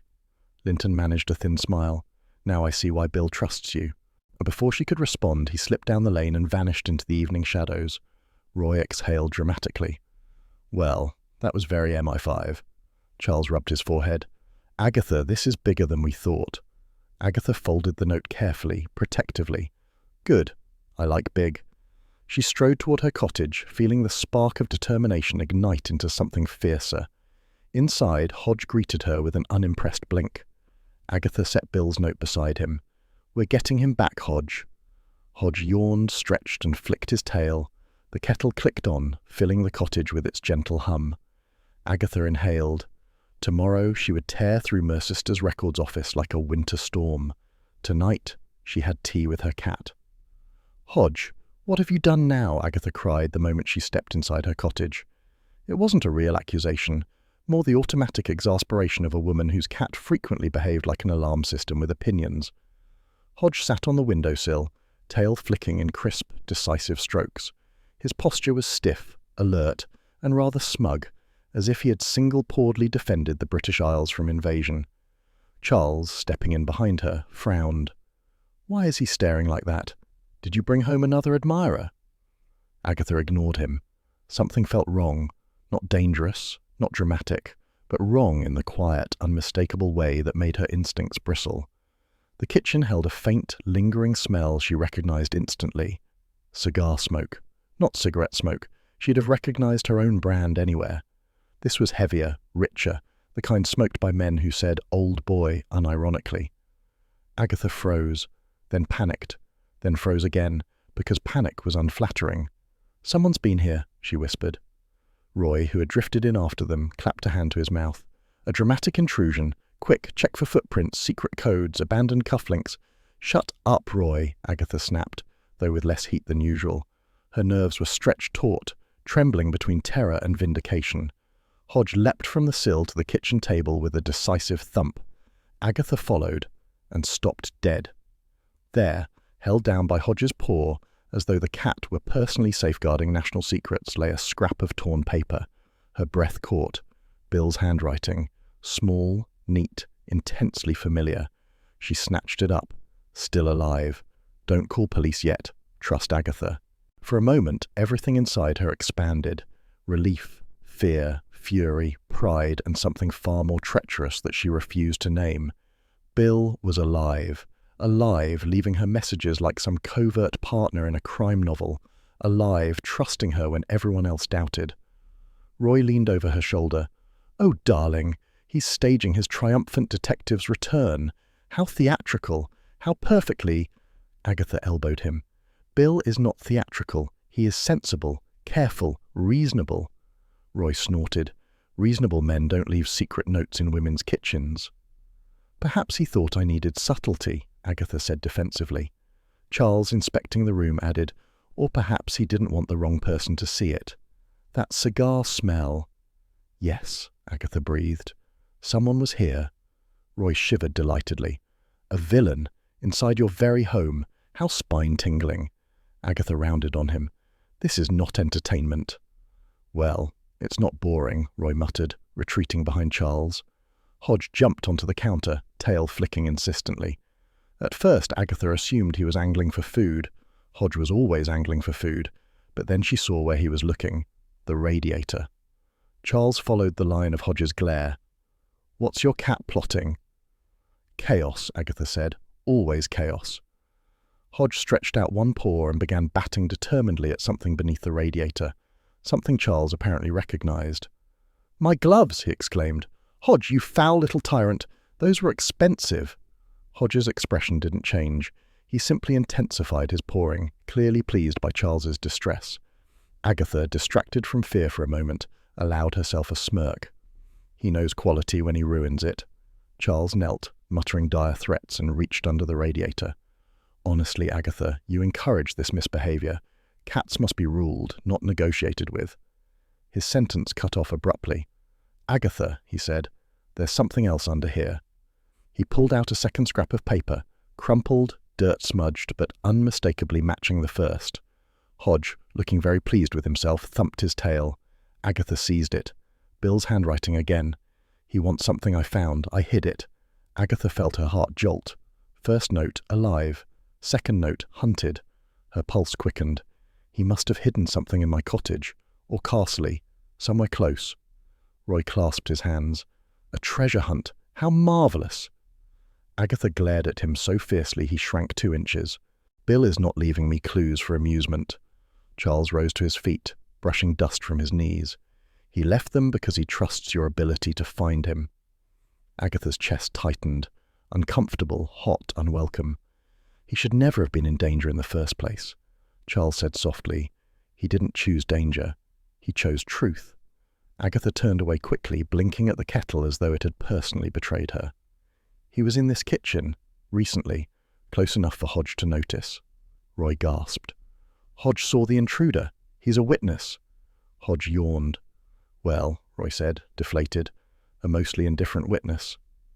Agatha moved through her kitchen slowly, fingertips brushing surfaces, taking in tiny details, a chair slightly off angle, a cupboard handle not fully turned, a faint indentation near the table leg. Not enough for police evidence, enough for intuition. Bill had been here, and someone else had too. Someone who smoked expensive cigars, someone who wanted what Bill had hidden. A cold determination settled over her. I'm finding it, she murmured. Whatever Bill hid, I'm finding it first. Behind her, Hodge flicked his tail in solemn agreement. Agatha paced her kitchen like a general preparing for a small but determined war. The notes lay on the table, weighted down by the salt shaker to stop her hands trembling. Bill had been here. Bill had trusted her. Bill had also been chased by a cigar-smoking villain with poor boundary habits. Charles leaned against the fridge, watching her with an expression that hovered between amusement and worry. Agatha, sit down. I will not sit down, she snapped. People who sit down miss things. Roy, perched delicately on a chair, raised a finger. You're missing things while standing, darling. Perhaps try diagonally. Agatha ignored them both and swept into the sitting room. Hodge followed like a furry detective, tail aloft in supervisory mode. The faint smell of cigar smoke lingered here too, subtle now, drifting through the air like a smug reminder. Agatha inhaled sharply. He walked through my house. My house. I ought to charge him rent. Charles trailed her. Or call the police. No, Agatha said quickly, clutching Bill's note. He said not to call them yet. Charles frowned. He might be wrong. Bill is rarely wrong, Agatha insisted. Annoying, yes. Wrong, no. Roy nodded vigorously.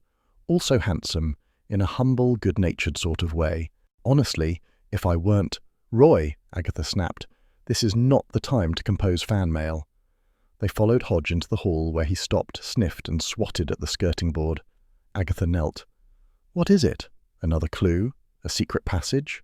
A villain hiding under the floorboards? Hodge sat and licked his paw, having apparently completed his contribution. Charles tapped the wall. Bill said he hid something. If he was being followed, he'd choose a spot ordinary enough to be overlooked. Agatha scanned the hallway. Coat rack, mirror, shoes, a stack of unopened posts she kept meaning to sort. And the umbrella stand. Agatha lunged for it. Of course! Roy jumped back. Darling, warn people before you charge objects. She ignored him and tipped the stand onto its side. Umbrellas rolled out. One clattered suspiciously. Agatha seized it. This isn't mine. It was plain, sturdy, and unremarkable. Too unremarkable for Agatha, who preferred umbrellas that suggested glamour and possible self-defense. Charles inspected it. Looks ordinary enough. Exactly, Agatha said. Bill would hide something ordinary inside something ordinary. She shook it gently. Something rattled. Roy gasped. A secret compartment! Agatha unscrewed the handle. Inside, tightly rolled, was a sheet of paper. Her heart leapt. She unrolled it carefully and felt her stomach drop. A land deed. Old, yellowed, brittle, but unmistakably official. Charles leaned close. Harold Peekom's handwriting. This is original. Roy peered over their shoulders. But what does it mean? Agatha pointed to the margins where Bill had scribbled urgently. Forgery confirmed. Boundaries altered. Someone stole land. Follow money. Charles let out a low whistle. Peekom's estate was tampered with. And someone made a fortune, Agatha said. A fortune built on fraud. Bill uncovered it. Roy swallowed. Which means the villain wants this deed back. Agatha rolled it tightly and tucked it under her arm. Then they're not getting it. Hodge rubbed against her leg as if claiming equal credit for the discovery. She bent to stroke him. Good work, soldier. Roy dabbed his eyes. A heroic cat. This will look marvellous in the audiobook cover art. Roy, Agatha said, if you try to put Hodge in a cape, I will bury you in the allotments. Roy sniffed. I was thinking of a tasteful cloak. Charles cleared his throat. Agatha, what now? Agatha straightened. Now we follow Bill's trail. The deeds, the signatures. Whoever altered these documents, whoever paid to bury this, knows Bill is alive, and knows he trusted me. Charles nodded slowly, meaning they'll come for you next. Agatha's chin lifted defiantly. Let them try, Roy squeaked. Let them what? Agatha strode into the kitchen and placed the deed on top of Bill's notes. We leave for Mercester first thing tomorrow. Records office. And if anyone gets in my way— Charles sighed. You'll run them over? I'll outwit them, Agatha corrected primly. Running them over is plan B. Roy fanned himself dramatically. I must say, danger suits you. Agatha rolled her eyes, though secretly his theatrics steadied her nerves. Hodge jumped onto the table again, settling beside Bill's scraps. His calm presence grounded her more than she liked to admit. Charles touched her arm lightly. We'll find him. Agatha swallowed hard. We'd better. The kettle clicked behind them, releasing its soft, homely sigh. Agatha looked at Bill's handwriting one last time before turning out the kitchen light. Tomorrow, she would follow the trail. Tonight, she had Hodge and tea. Agatha's patience wore thin the moment Charles announced with dreadful cheer, searching a missing policeman's cottage sounds frightfully diverting. Roy, who had applied enough cologne to fumigate a stable, added, and dusty. I'm warning you now, Aggie, I do not do cobwebs. Then you shouldn't have come, Agatha snapped, pushing open Bill's cottage door with more force than necessary. In truth, she was grateful for their company, but she would rather have been boiled in jam than admit it.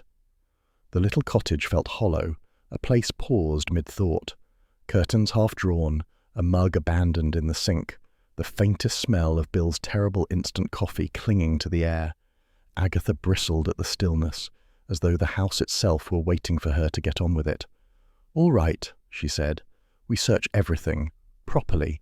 No swanning about pretending to help." Charles adopted a wounded expression. "I never swan, I glide." Roy coughed exaggeratedly. "I, for one, glide with purpose." "Both of you hush," Agatha ordered, "and start looking." Roy tiptoed into the sitting room with the caution of a man entering a lion enclosure. "I'm already sneezing," he announced, though he wasn't. "Dust is a personal attack on me." Charles wandered toward the bookcase.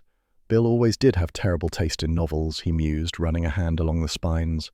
"I don't trust a man who owns this many doorstop thrillers."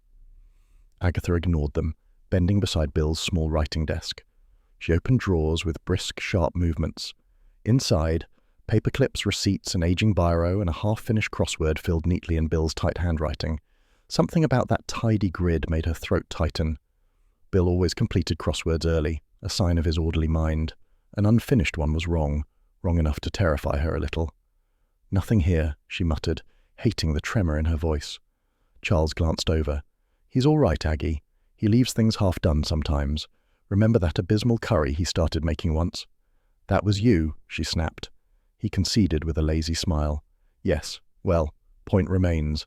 Roy shrieked from the hallway. "Spider! Beast! Creature of evil!" Agatha marched over. "Where?" "It ran behind the shoe rack," Roy whispered, pale. "That's not a clue, Roy." "It could be," he protested. "Maybe Bill befriended it. Maybe it witnessed something." "Move," she said, shoving past him. She pulled out the shoe rack, nothing but a limp duster and a long faded scuff on the skirting board. She was about to push it back when she noticed the slightest lift in the wood. A hairline misalignment, barely visible. Her pulse tapped faster. "Charles," she called, "help me lift this." Charles crouched beside her. "If some ghastly rodent leaps out—" "It won't," Agatha said, though she wasn't certain. She wedged her nails beneath the board. It shifted. Slowly, but enough. "Aha," Roy hovered behind them. "Is this the part where something cursed pops out?" "No," Agatha said. "It's the part where you shut up." Charles tugged the board free. Behind it was a small recess, and inside sat a dust-coated cassette tape. A proper, old-fashioned compact cassette, the kind one used before technology stole all satisfaction from life. On its label, Bill's neat handwriting read, "Peekom, Confession." Agatha stared. "Oh, Bill, what have you done?" Roy squealed. "A confession. This is so spooky. Thrilling. Could be a murder confession, a love confession. Maybe Harold Peekom had some scandal, like an affair with a duchess." "Roy," Agatha said, "if you keep talking, I will record a confession myself and label it Roy's last words." Roy blinked. "Not loving the tone, Aggie." But Agatha barely heard him. Her fingers trembled as she lifted the cassette. Beneath it lay another treasure, a torn sheet in Bill's unmistakable writing. She unfolded it carefully. Linton pressured Iris. Threatened civil action. Wants her claim off the record. Hostile. Possible fraud. Charles read over her shoulder. So Linton was truly involved. "Yes," Agatha muttered. And Bill knew it. Roy swayed dramatically. What if Bill's been kidnapped or bribed or seduced by a glamorous heiress? "Roy." All right, but you can't blame me for imagining the dramatic scenario." Agatha closed her eyes briefly. She could blame him for every scenario, but she stuffed the irritation aside. "We need something to play this tape on." Charles rose. "I spotted a portable cassette player in the bedroom. Vintage. Might still work." "Fetch it," Agatha said. Moments later, Charles returned with a dusty silver player. He inserted the tape. The machine whirred, hissed, then crackled. A man's voice emerged. Thin, frail, elderly. "This is Harold Peekom. If someone is listening to this, then something has gone badly." Agatha felt the tiny hairs on her arms lift. Harold continued, voice wavering but clear. "I want to set matters right. Iris Selby, good woman, loyal. I changed my will because she deserves security. Linton, my advisor, said otherwise, manipulated me, Years of it, lies dressed as advice. But I have put the truth in writing now. If anything happens, Iris must know. A sharp clatter, a gasp, a scrape, the recording cut off. Roy made a tiny squeak. Oh, that's eerie, very melodramatic. I bet he staged that crash for atmosphere. Agatha glared at him. Harold Peekom wasn't the type to stage anything, except maybe a vegetable competition. Charles rewound a few seconds. Linton's manipulation? Interesting. And Bill must have realized this tape exposed everything. Agatha pressed her palms against the table. He hid it here because he feared someone inside the police force wanted this whole thing forgotten. Iris warned us Bill felt someone was watching him. Roy perked up. Meaning he's alive. Probably undercover. Possibly eating terrible food and longing for my company. Or, Agatha said tightly, he's hiding because Linton threatened him. Charles nodded. And Linton needed to retrieve this tape before Bill turned it in. Agatha exhaled sharply. Right. We take everything to Bill's sergeant. Immediately. Roy pointed wildly at the tape. But what if it melts in police custody? What if something corrupt happens? What if... Roy, Agatha said, if you keep spiraling, I'll stick you under the floorboards next. He gasped. Aggie, that was uncalled for. But before she could retort, a sudden knock rattled the cottage door. Agatha froze. Charles straightened. Roy squeaked and ducked behind the chair. The knock came again, firm, purposeful. Agatha moved toward the door, heart hammering. She pulled it open. A tall man filled the doorway. Grey coat, expression mild, almost polite, eyes cold as slate. Good afternoon, he said calmly. I believe you have something that belongs to me. Roy whimpered. Agatha's jaw tightened. Mr. Linton, I assume? He smiled faintly. Yes. And you, Mrs. Raisin, have something I very much need returned. Charles stepped beside her, casual but ready. Bit forward, aren't you? Barging into a policeman's cottage. I'm acting in everyone's best interests, Linton replied smoothly. Bill Wong misplaced sensitive material. I've come to collect it. Agatha held her ground. Funny, Bill didn't mention you as a close colleague. Linton's gaze flicked to the cassette player. That recording is property of the Peekom estate. It contains private reflections, nothing more. That's not what it sounded like, Roy muttered from behind the chair. Linton ignored him. I don't want a confrontation. Hand it over, and this unpleasantness ends. Agatha studied him. The man was too calm, too assured. His coat immaculate, hair neatly combed, expression entirely unmoved by the thought of Bill's disappearance. She saw no concern, only calculation. Where's Bill? She demanded. Linton tilted his head. Safe, I imagine. Bill is resourceful, but he shouldn't have involved himself in matters beyond his remit. Her skin prickled. Meaning the Peekom estate? Meaning everything, he said simply. Now, the tape. Charles leaned closer to Agatha and whispered, Buy time. She folded her arms. I'll hand over nothing until Bill contacts me directly. Linton gave a long, measured sigh. I had hoped to resolve this pleasantly. Roy squealed again. This is it. He's going to knock us off. No one is knocking anyone off, Charles muttered, though tension threaded his voice. Linton stepped inside, blocking the doorway completely. Agatha felt the cottage shrink. You misunderstand, he said, voice cool. I'm trying to prevent a very old man's confused rambling from causing unnecessary harm. Agatha held his gaze. Harold Peekom wasn't confused at all. You manipulated him, and he recorded proof. A flicker in Linton's eyes, just enough. We're finished here, Agatha said. Charles added, You should leave before someone calls the police. Linton smiled. Yes, do that. I would enjoy clarifying matters with them. Roy whispered, We are so doomed. But Linton turned abruptly and stepped back. He paused in the doorway, looking over his shoulder. Mrs. Raisin, Bill truly admired your tenacity. It would be unfortunate if it put you in danger. Agatha stiffened. Is that a threat? Advice, Linton said. Good evening. And he strode away. Charles locked the door at once. Roy collapsed onto the sofa. Agatha stood trembling, but with fury rather than fear. He knows exactly where Bill is, Charles nodded, and he knows we have the evidence. Roy sat bolt upright. So what now? Agatha lifted the cassette, her jaw set. Now we find Bill, and we destroy Linton's little empire before he hurts anyone else. Charles smiled faintly. There's the Aggie I know. She ignored the warmth blooming in her chest. Help me pack everything. We're taking it to Mrs. Bloxby first. I trust her instincts. Roy blinked. Why the vicar's wife? Because, Agatha said, she'll know whether this tape is enough to corner Linton, or whether we need more. Charles nodded. Right then, let's get moving. As Agatha gathered Bill's papers, her gaze drifted to the mantelpiece, a framed photo of Bill at some police fete, grinning awkwardly beside a tray of burnt sausages. The sight stung her heart. Hold on, Bill, she whispered. We're coming. The cottage seemed to sigh in response, as though relieved someone was finally taking charge. Roy sneezed dramatically. Can we leave before I develop allergies to fear? Agatha rolled her eyes but smiled despite herself. Yes, Roy, let's go. The dim lamp on Bill's little side table cast a warm pool of light over her determined face. Charles lounged nearby with theatrical boredom, while Roy hovered like a panicked flamingo. Linton, framed in the doorway with the composure of a man used to rooms bending to him, sighed. Mrs. Raisin, must we make this difficult? I am not here to cause trouble. Liar, Agatha snapped. You've caused nothing but trouble since the day you slithered into Harold Peekom's finances. Charles muttered.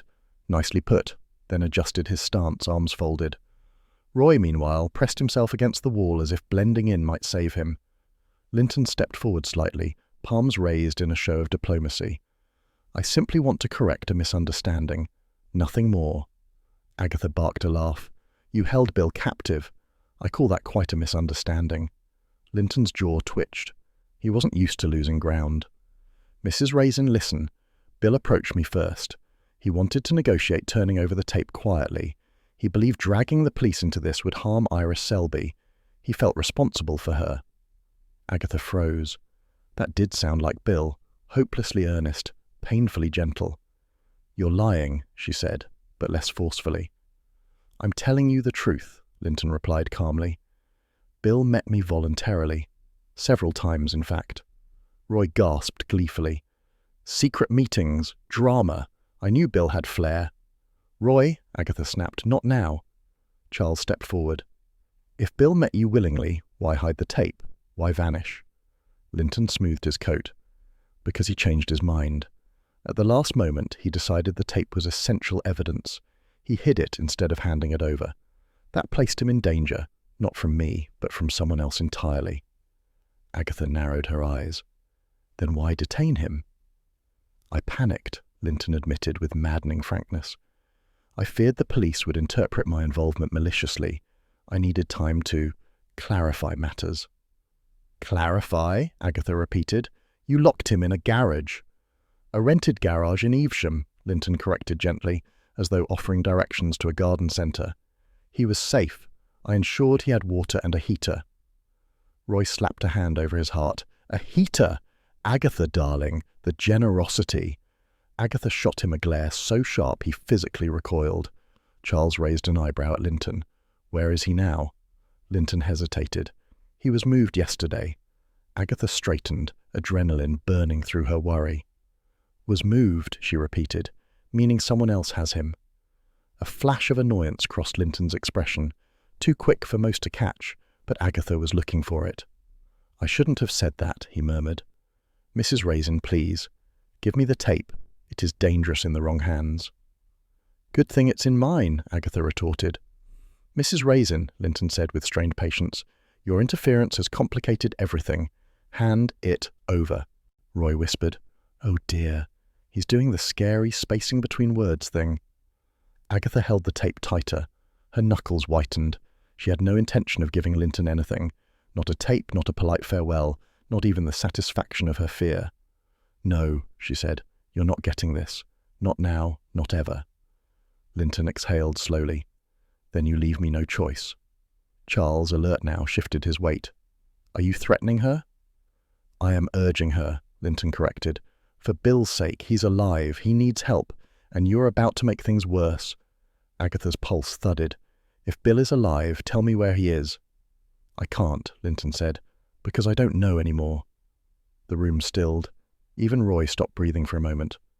What do you mean you don't know? Agatha demanded. Linton ran a hand through his hair, an unexpectedly human gesture. Someone else took him, someone with more authority than I possess. I went to check on him yesterday morning and he was gone, the lock intact, the heater still running, but Bill was not there. Who? Agatha pressed. Linton hesitated. I suspect someone connected to the original financial cover-up, possibly within the police. Roy squeaked. Rogue officers, internal corruption. This is like one of those shows where the detective ends up framed. No one is getting framed, Charles said through gritted teeth, except possibly you. Agatha stepped closer to Linton, tape held at her side. You're telling me someone inside the police knew Bill was investigating the Peekom money? Someone high up, Linton confirmed. Someone who didn't want Peekom's confession heard. Someone who didn't want Iris receiving her share. Someone who realized Bill had evidence and took him. Agatha's stomach clenched. And you expect me to believe you? I expect you to protect that tape, Linton said quietly, because whoever took Bill will come for it next. They may already know he hid it here. Roy whimpered. We're doomed. I should have stayed in London. Agatha pressed her lips together. She hated that Linton's words made sense. She hated even more that his fear seemed genuine. But she would not trust him, not entirely. Charles cleared his throat, stepping forward with dramatic flair. Oh dear, he said in a faint, wobbly voice. I feel terribly, terribly light-headed. Agatha glanced at him sharply. Charles gave the subtlest wink. Then Charles collapsed. Roy screamed, "He's dying," and flung himself toward the sofa. Linton jerked back, startled, instinctively moving to assist. Good Lord, what's wrong with him? Agatha reacted instantly. She shoved the tape into her coat pocket, darted around Linton, and bolted for the door. Roy, move, she barked. Roy scrambled after her, shrieking, I can't run in these shoes. Charles, lying on the rug, cracked open an eye. Is it working? He whispered. Move, Agatha yelled again. He sprang up like a resurrected pheasant and shot out the door behind them.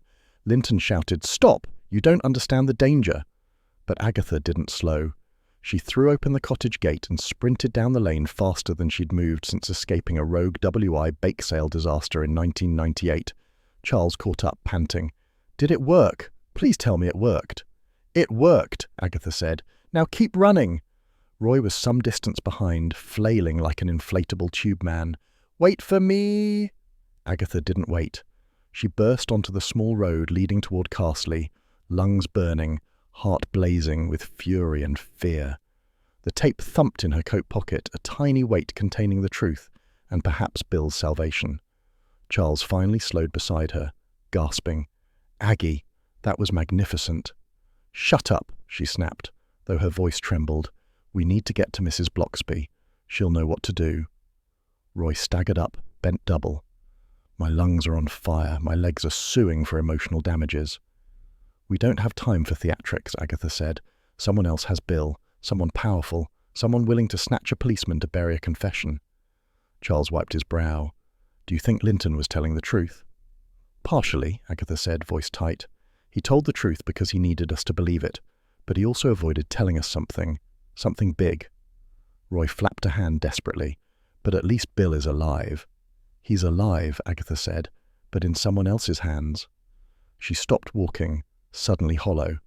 The lane stretched ahead toward Carsely, peaceful and familiar, a world away from corruption and secret detentions. Bill should be here, visiting the vicarage, having tea with Mrs. Bloxby, dropping by her cottage with that polite knock she pretended to find irritating. Instead, he was somewhere unknown. Charles placed a gentle hand on her elbow. We'll find him. Agatha jerked slightly, unused to the comfort. Yes, she said finally. We will.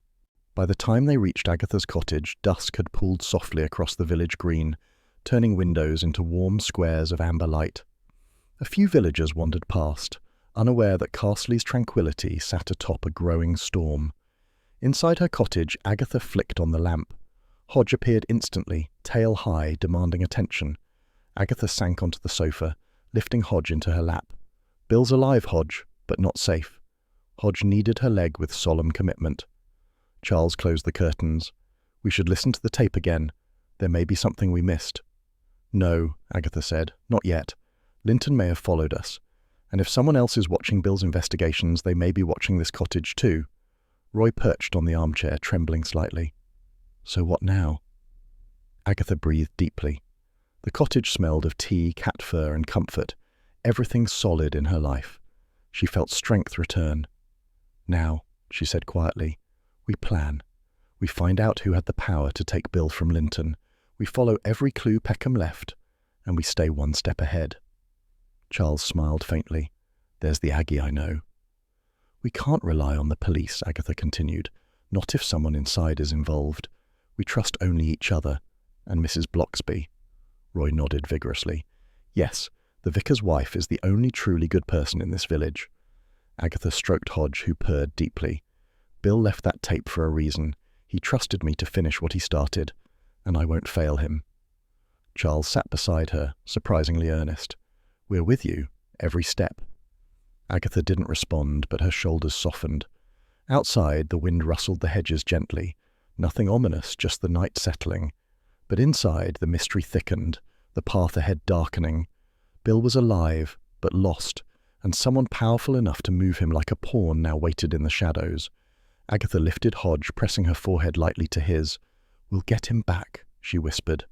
Hodge stretched luxuriously, then curled beside her, tail tapping once in solemn agreement. The kettle clicked on again, cosy, domestic, steady.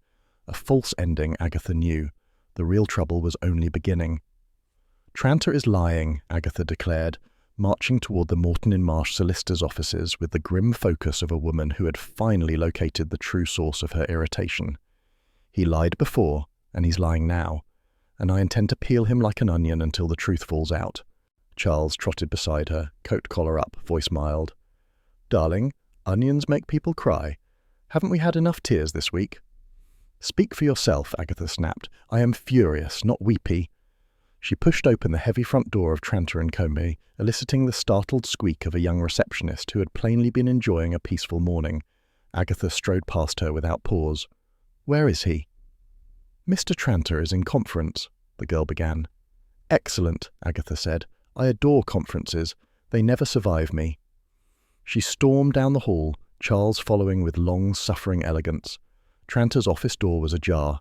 He sat behind his desk, eyes flickering upward with the speed of a man who sensed an incoming audit. Mrs. Raisin, he said, throat tight. This is unexpected. Good, Agatha said. I prefer catching villains with their hair uncombed. She planted her hands on the desk. Where is Bill Wong? Tranter's face twitched. Mrs. Raisin, I don't... Oh, spare me, she interrupted. You were evasive before, and I let you get away with it because you looked like a man who'd faint at the sight of his own tax returns. But now I'm done being polite. Charles lounged against the filing cabinet with deceptive indolence. I'd answer her if I were you, Tranter. She once threatened a vicar with a spatula. Agatha shot him a glare. One time. Tranter swallowed. His hands trembled as he adjusted his spectacles. Bill is safe. Where? Agatha said. I didn't harm him, Tranter insisted, voice cracking. I simply removed him from the situation. Agatha leaned in. Tranter, if you say one more sentence that sounds like it was written by a guilty but unimaginative novelist, I will climb over this desk and throttle you with your tie. His composure shattered. Linton panicked, he blurted. He came here after Bill went missing. He was terrified Bill would expose us both. Charles's head lifted. Both? Tranter sagged like a deflating sofa. I siphoned funds from the Peekom estate. Not much at first, but it added up. Harold was inattentive. Linton covered for me. When Harold changed his will to include Iris Selby, everything risked coming to light. Linton wanted the will reversed quietly. Bill began asking questions. I thought if I intercepted him, kept him safe, convinced him it was a misunderstanding. You kidnapped him, Agatha said flatly.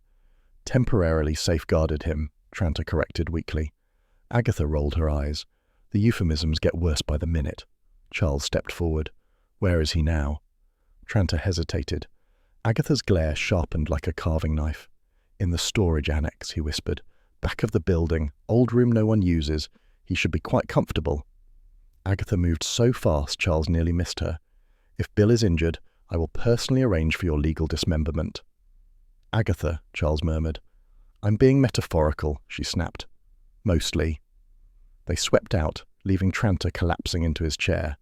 Charles guided Agatha through the corridor maze, past shelves of boxed files and the faint scent of musty carpet. At last they reached a metal door.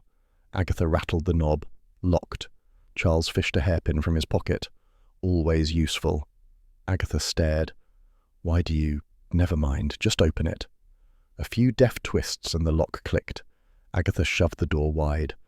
Inside, Bill Wong sat on a chair beside a dusty filing cabinet, entirely unharmed, entirely calm, and entirely engrossed in a crossword. He looked up. "Oh, hello, Agatha." Agatha froze. "Hello? That's all you have to say? Hello?" Bill blinked mildly. "I didn't want to worry anyone." Agatha threw her hands up. "You vanished! You left clues! You hid tapes, deeds, notes, umbrellas. You had half the Cotswolds speculating wildly." Bill smiled sheepishly. "Sorry." Agatha opened her mouth to unleash volcanic fury, but found none would come. Relief overwhelmed every possible insult. She stepped forward and gripped his arm. "You idiotic, noble, maddening man." Charles coughed softly. "Alive, as promised." Bill stood, wincing slightly from stiffness. "Tranter shouldn't have locked me in here. He panicked when he realized how much I'd uncovered. I told him I'd handle things quietly if he returned the stolen funds, but then Linton got involved." Yes, corrupt men everywhere," Agatha said, waving a hand. "Let's leave before I start appreciating the decor." They guided Bill out, moving swiftly back to the front office. Roy burst in from the corridor, dusted white from head to toe, clutching a container of talcum powder. "Agatha, I'm dusting for fingerprints." Bill blinked. "Why talcum powder?" Roy beamed. "Television." Agatha closed her eyes briefly. "Roy, darling, if I had the energy, I'd scream." Charles patted Roy's shoulder. "Points for enthusiasm." Bill cracked a modest smile. "It actually is nice to see you all." Agatha sniffed. "Of course it is. We're marvellous." They led Bill outside into the bright, sharp morning. Carsely's calm lay miles away, but its atmosphere rushed into Agatha's bones anyway. The sky was crisp, patches of blue chasing off the coolness of the earlier hour. For the first time in days, she felt something like steady ground beneath her feet. "Right," Agatha said briskly. "We need to get Bill home, call Mercester Police, and ensure Tranter and Linton are sitting in matching handcuffs." Charles raised a brow. "You're taking charge, then?" "I've been taking charge all week," she said. "Everyone else has been taking naps." Before Roy could object, a black police saloon swept into the drive. Mrs. Bloxby stepped out from the passenger seat, hands folded politely. Agatha's jaw dropped. "Mrs. Bloxby? What on earth?" The vicar's wife smiled serenely. "I telephoned Inspector Wilkes this morning. I had a feeling today would require official attention." Inspector Wilkes emerged from the driver's side, expression grim. "Mrs. Raisin, Mr. Fraith, Mr. Silver, P.C. Wong. Heard you've been busy." Agatha bristled. "Busy solving the case your force mishandled." Wilkes ignored her. "Where's Tranter?" Agatha jerked a thumb toward the building. "Confessing by now, I should think." Wilkes strode inside with two constables. Mrs. Bloxby approached Bill. "Are you well?" Bill nodded. "Just embarrassed." Agatha snorted. "You should be, making us worry like that." Mrs. Bloxby chuckled softly. "Agatha, you have circles under your eyes." "I do not." Charles whispered. "You do." Agatha elbowed him. "Traitor." Roy fluttered his talc-covered sleeve. "If anyone wants to applaud my forensic contributions—" "No," Agatha said. They waited beside the car until Wilkes emerged with Tranter in tow, now visibly paler than milk. Linton followed a moment later, cuffed, muttering protests about misunderstandings, tape misinterpretations, and the mental strain of estate work. Wilkes addressed Agatha. "Good work. Shame you didn't leave it to us." "Oh yes," she said, "because you were doing such an impeccable job." Mrs. Bloxby stepped between them gently. Now, we should all be grateful Bill is safe." Bill smiled faintly. "Thank you, Mrs. Bloxby." Agatha turned to him. "And thank me," he chuckled. "Of course. Thank you, Agatha." She folded her arms but couldn't suppress a small, proud lift of her chin. Wilkes carted off the prisoners, Roy waved like they were celebrities, and Charles leaned against Agatha's car with the air of a man prepared to nap until drama next erupted. Agatha exhaled. "It's over." Bill sighed. "Almost. I still have paperwork." "You'll manage," she said. "Now come home. I need tea, and quiet, and possibly several large sandwiches." Charles opened her car door. "Shall I drive?" "No," Agatha said, shooing him aside. "I want control of something today." They piled in, Roy protesting that talcum powder did not blend well with upholstery. Agatha ignored him and drove them back to Carsely. By the time they reached her cottage, the familiar view of honeystone walls and neat hedges softened her temper. Hodge appeared in the window, tail flicking in a leisurely greeting. Agatha ushered everyone inside. Hodge marched to Bill immediately, sniffed his trousers and gave a gentle headbutt of approval. "Well," Bill said, smiling, "I missed you too." Agatha set the kettle on. The quiet kitchen settled around them, warm and safe. Roy dusted white footprints everywhere. Charles lounged at the table as though he lived there. Mrs. Bloxby, who had followed separately, slipped through the open door with a gentle smile. Agatha poured tea and tried not to look sentimental. "Well," she said, "we saved the blessed Cotswolds again." Mrs. Bloxby touched her arm. "You did very well, Agatha."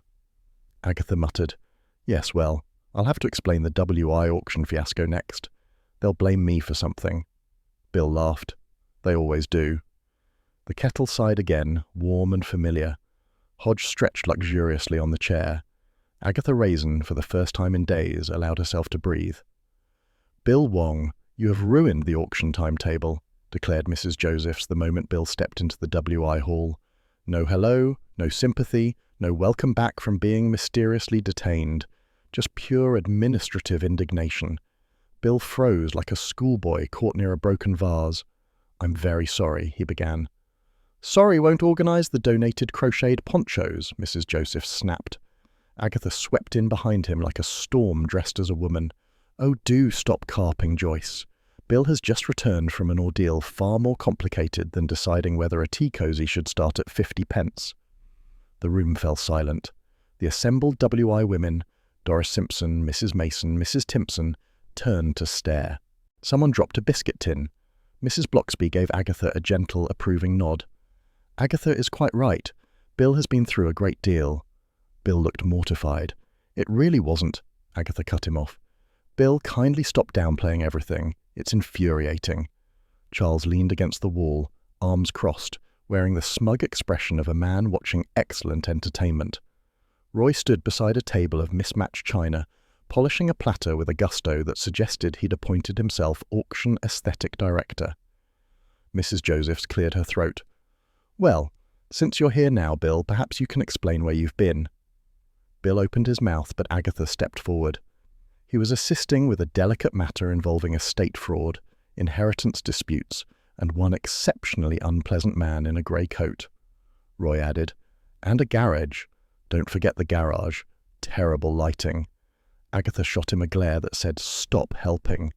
Mrs. Joseph sniffed. Even so, the auction preparations were severely affected.